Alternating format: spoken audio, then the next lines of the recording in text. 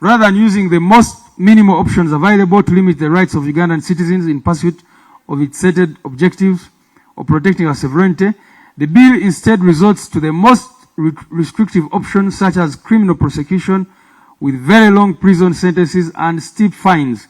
Yet less restrictive means would have served the stated purpose, and in fact our argument is that the present laws do that. In conclusion, the Protection of Sovereignty Bill is unconstitutional and dangerous in its implications for democratic governance in Uganda.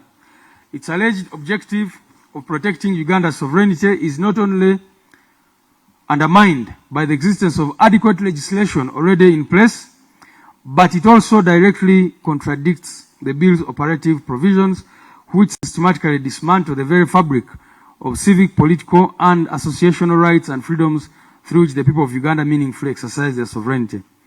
The bill concentrates unchecked executive power in the Ministry of Internal Affairs and criminalizes ordinary democratic participation. It imposes penalties too severe to be considered merely regulatory and defines foreigner in such an absurd and expansive manner that renders every substantive provision anchored on the definition to be constitutionally defective. We accordingly call upon the committee to reject the bill in its entirety and recommend its withdrawal to the House. The National Unity Platform, I've seen some people say that this bill definitely targets the opposition right now as it is, especially because of our engagement with the Ugandan diaspora, and because the present government has tried and done everything possible to limit the operations of, for example, the National Unity Platform internally. So when they see Honorable Kyagulanyi, our president, addressing the EU Parliament on what has gone wrong in Uganda, they feel that they need to bring such a law.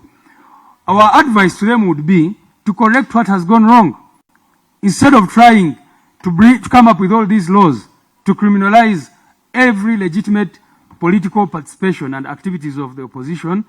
Let them do the right thing. Let them ensure that elections are free and fair. Let them stop abductions. Let them ensure that Ugandans can enjoy their freedoms and rights as enshrined under the Constitution.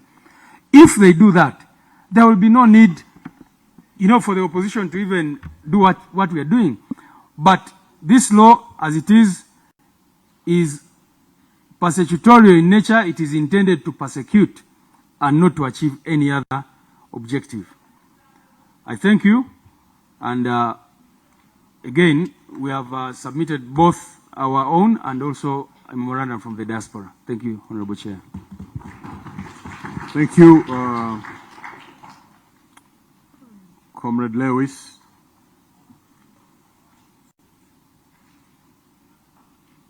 For the presentation. Now, honorable colleagues, because the Secretary General has presented the memorandum on behalf of the party, I trust the one from the diaspora is for submission for consideration onwards, not presentation. Yeah, we don't have a copy. Oh, okay. We don't have a copy of the memorandum from the diaspora. Does our Secretariat have it? Please make copies and distribute to the honorable members. Now, honorable colleagues, let's weigh in with the National Unity Platform, seek clarification, guidance, information, questions, so that we allow another team to make a presentation.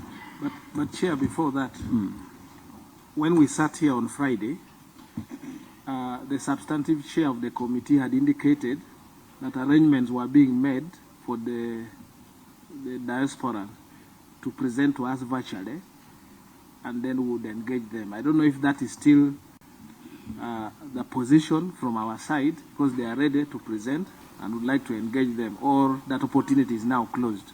I have not received any communication which closes it. The difference with this one is that this is okay. I've been informed by my clerk that we will have it tomorrow. But this is specifically National Unity Platform diaspora team. The other one is a wider concept involving many players in and outside the political players.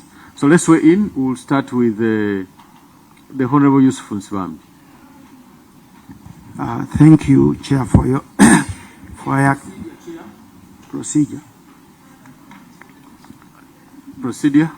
Thank you, Chair. Chair, the Honorable Simambi here is scheduled to present from the other side. Through you, I'm aware that he's a member of Parliament. Chair, I want to know whether it is procedurally okay, and if he's trying to enrich his submissions through asking the other side, our witnesses, and enrich his his submission yet to be presented. I want to know whether it is procedurally okay for him to now to start asking our witnesses, yet he's supposed to also to present his paper from the other side. Honorable colleagues, we very well know that any member of parliament can sit in any proceedings of any committee. Those are the rules. And so the Honorable Yusuf Nsibambi, in as far as I know, is a member of parliament representing the people of Mawokota.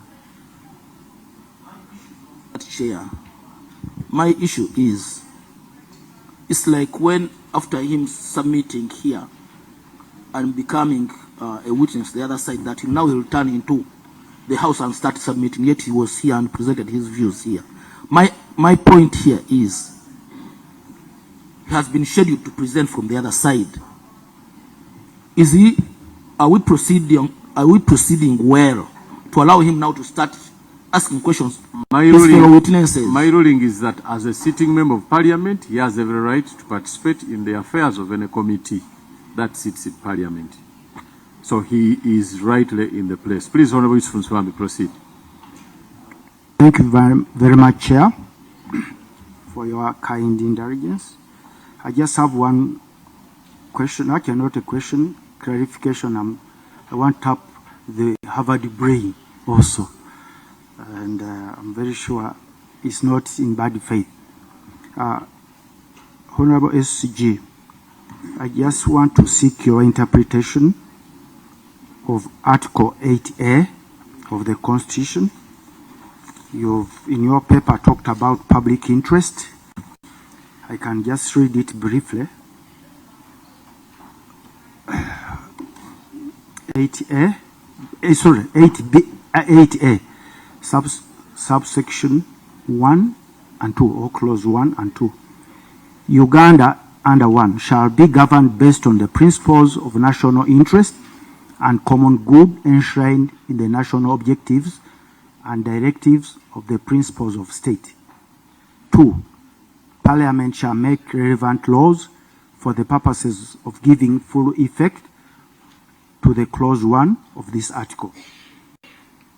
Then, under Directive 4, which you've cited of the Constitution, 1, 2, and 3, the state and citizens of Uganda shall at all times defend the independence, then sovereignty, and territorial integrity of Uganda. 2. The state, highlight that word, the state and citizens of Uganda shall endeavor to build national strength in political, economic, and social spheres to avoid undue dependence on other countries and institutions.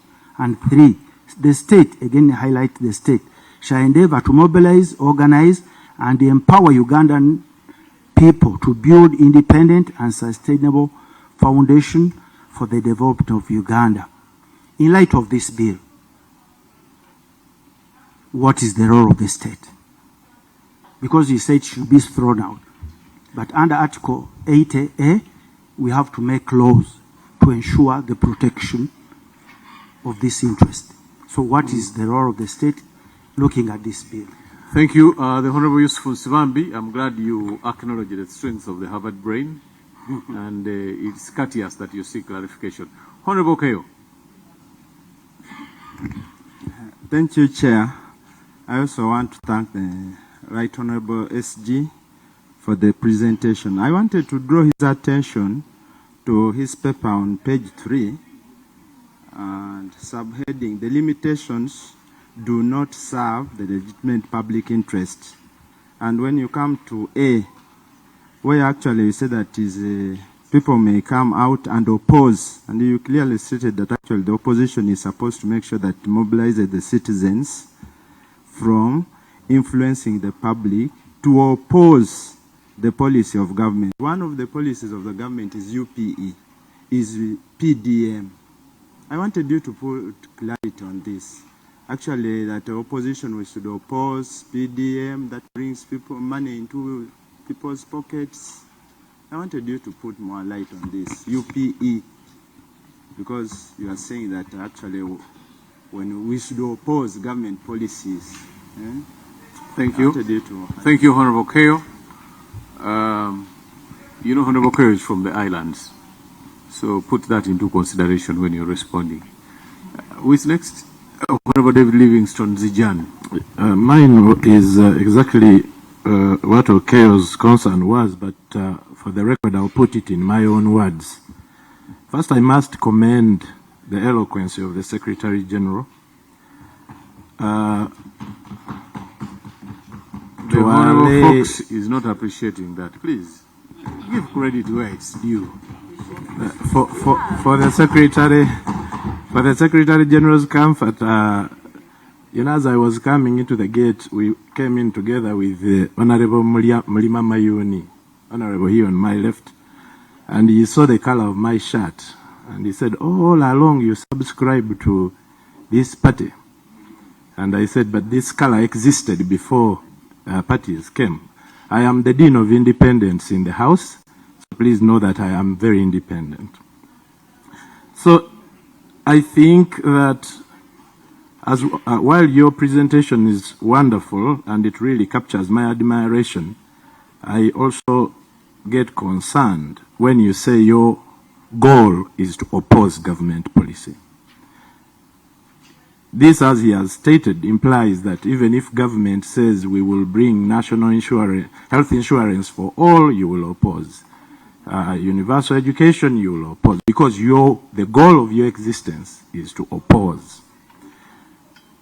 And so, it then makes me jittery to the subsequent presentations you make and the indictments to the different clauses, because I'm thinking, okay, you would oppose anyway. So it doesn't necessarily mean that these are negative or injurious to society. You're simply doing your job, which is to oppose. So if you might want to revisit that particular statement, it would be helpful. What is your question, Honorable Zijan? My question, actually mine wasn't a question, it was seeking clarification. Ah, okay. Thank you. Thank you. Is that part of what we can do? Yeah, seeking clarification? Sure. Yes, sure. I was. Thank you. Odoi Benadonen. Thank you, Chair. I want to draw the attention of the Secretary General of NUP to page 2, item 3. And the wording is, notwithstanding the unconstitutional nature of some of their provisions. My interpretation of this is that you actually agree with some of the provisions in the bill. In your presentation, you conveniently omitted any mention of some of the provisions, which I think you indicated under this line. Is this, as you did say, merely opposing or selective criticism? Yet I know part of your work or role is actually to scrutinize and then improve on a matter before you in this committee. So would you please come out of the blanket rejection and actually spell out the provisions where the interpretation of this where indicated some of the provisions. Thank you. If any. Let's have the last one. Okay? Yes or no? Yeah, sure. Mm-hmm.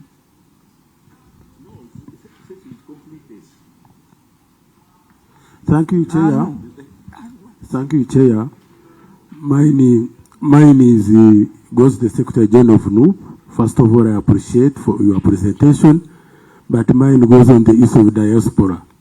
I'd like to bring it to the attention, the Secretary General of NUP, that actually it's not only NUP which has a support base in the diaspora.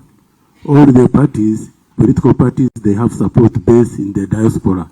So the law will not only affect NUP, but it will affect across the board.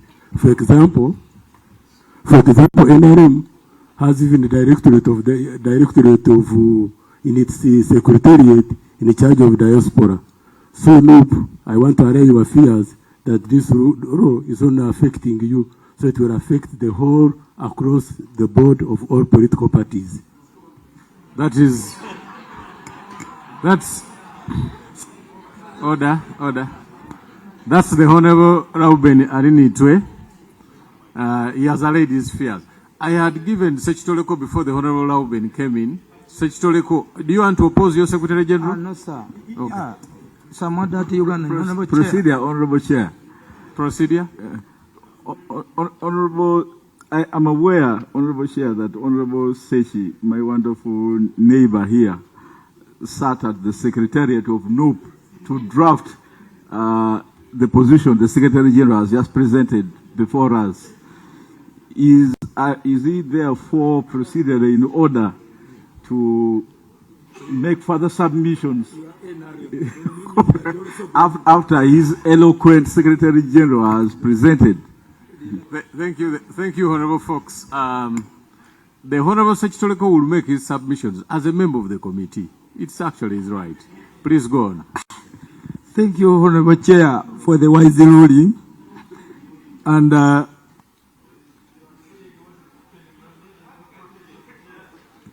I need your protection, Chair. Still, you are protected. Oh, Sergeant, at home to be near here because I'm not safe. Honorable Chair and colleague members, Robert Sekitoleko and maybe our visitors. Robert Sekitoleko is my name, a member of Parliament, Bamunanika County, Ruwero District. I'm a member of National Unity Platform, the Almighty Party. Just to thank my Secretary General for the submission and the breakdown of issues per issue. On behalf of Ugandans who are there, because now we are their voice, thank you for coming up with the voice of Ugandans who are tied up by loops somewhere, somehow. And I think with this submission, the government will think twice as you have pledged. Honorable Sechitoleko. Thank you so much, Honorable Chair. Honorable Sechitoleko. Okay, I think now we can give the right Honorable Secretary. Oh, our senior member here will wrap it up from this side. We agree that I'm not giving any other person a chance this side after the Honorable Katuntu. Well, thank you, Chair.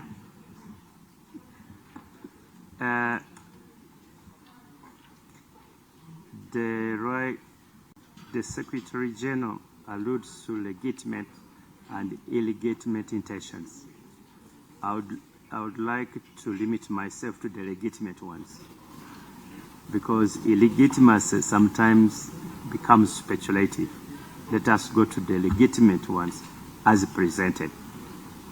We want to assume that the bill is brought in good faith, and we address ourselves to the good faith which has been brought. One, you talk about the bill being unconstitutional. Reason is that it is founded on the definition of foreigner, which in your view and many other people's view is that it exceeds beyond what is provided for. Can we now, as a matter of clarification, number one, if this committee looked at the definition of foreigner and we come up with a different definition other than the one in the bill. Would that calm your fears? Especially that you say that literally, I think you mentioned around 6 clauses or 7 clauses are based around the definition of foreigner as presented in the bill. 2 is about this unconstitutionality. You look, if you are talk about the entire bill, the unconstitutionality of the entire bill would be looked at in reference to the object of the bill. However, if the object of the bill is actually constitutional, then you go specifically to details of clauses, because you can have the object constitutional, but many other clauses unconstitutional.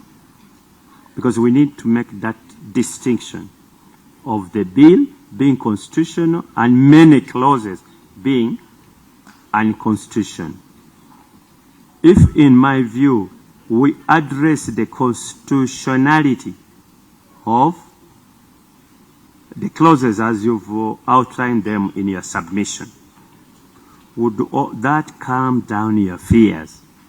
If we go clause by clause and you see which particular clause offends which particular provision of the Constitution, would that calm down your fears? Because for us to come as a committee that the bill is unconstitutional, we must have a basis. The entire bill cannot be unconstitutional because 1 or 2 clauses are unconstitutional.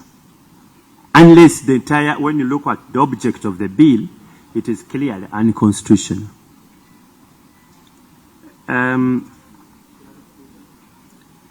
Clarification for me? No. Allow the Honorable Katun to submit. Well, on that point, I'll end there. Were you seeking clarification from Honorable Katuntu or the Secretary General? No, he has closed. Let's go to the Secretary General to make his responses and then we'll close this. Thank you very much, Honorable Chair and members, and thank you very much for the kind words. Number one, in response to Honorable Siwambi, yes, Article 81 provides for national interest, but I also want to refer you to Article 43 of the Constitution, which talks about public interest and clearly says that public interest shall not permit political persecution. This bill intends, for all intents and purposes, to persecute the people of Uganda.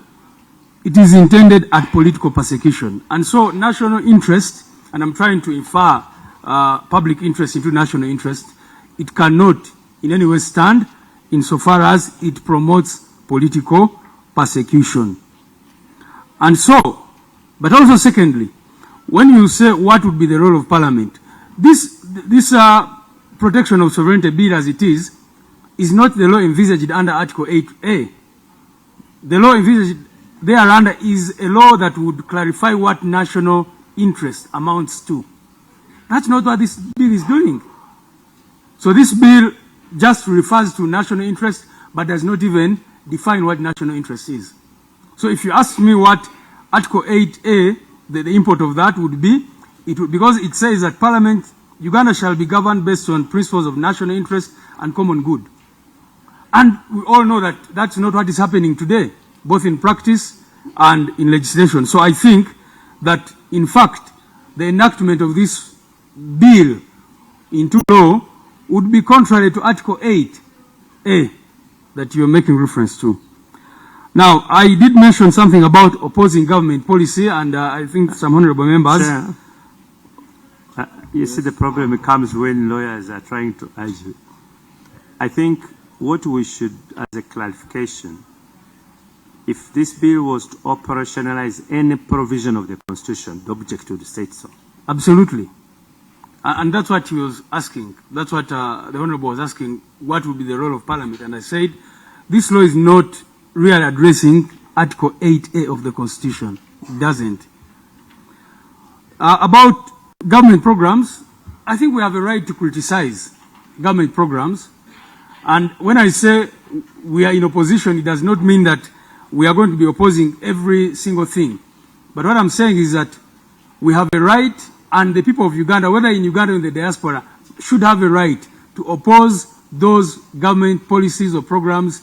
And people, you know, Ugandans in the diaspora should even have a right to encourage the people of Uganda. If a person is in the diaspora and wants to communicate to the people of Uganda or mobilize them to oppose a certain policy which they think is oppressive or repressive towards them, they must have a right to do that. And that's why we talk about alternatives, because if, for example, you talked about UPE and PDM, as an UP we have a better understanding of how those programs would be for the benefit of the people. So it's not, we have a right to offer alternatives and definitely to oppose those things which we do not agree with. Now, someone, I think the Honorable Member also asked about paragraph 3, which begins, notwithstanding the unconstitutional nature of some of their provisions. I think you misread that paragraph, because that paragraph refers to other laws. It refers to the Anti-Money Laundering Act, the Computer Misuse, the Political Parties and Organizations Act, the Presidential Elections Act, etc. That's not a reference to this bill. That's why we say, notwithstanding the constitutional and unconstitutional nature of some of their provisions, other laws that already address the defects purportedly identified, the bill include, and we give a list thereunder. So it's not that we are conceding that there are some provisions which are constitutional. No, not at all. The Honorable Member said that the law won't affect only NUP, which is why you should also oppose it. Definitely. I was here to speak on behalf of NUP diaspora, but now that you agree that it will also affect your diaspora, then you should, as NRM, oppose it with all your lives. Now, Honorable Katuntu, the senior, talked about, his question is, what if the definition of foreigner is rectified? And my submission would be that it would require the withdrawal of this bill, because the entire objectives of this bill are based on the definition as it is stated. So it would probably require you to withdraw it and redraft. If you look at, that's why in our submission begins with the objectives of this bill. We begin by opposing, because if the objective of the bill and every other provision relates to this animal called the foreigner as has been defined, then I think even if you changed, you cannot only change the definition of foreigner and retain the other provisions thereunder in their current form, because then that would defeat the definition of foreigner as it is. I hasten to add that the cardinal stated objective of this bill is to promote the sovereignty of the people of Uganda, but in fact it takes that away. This bill takes out the sovereignty of the people of Uganda in the objectives. So that's why I'm saying that the entire bill is based on this idea of the foreigner as has been currently defined. And I think if you wanted to change that definition of foreigner, it would require this bill to be withdrawn. They go back and do a good job. If they wanted to bring a law that promotes sovereignty and not tag it to what they have tagged it onto.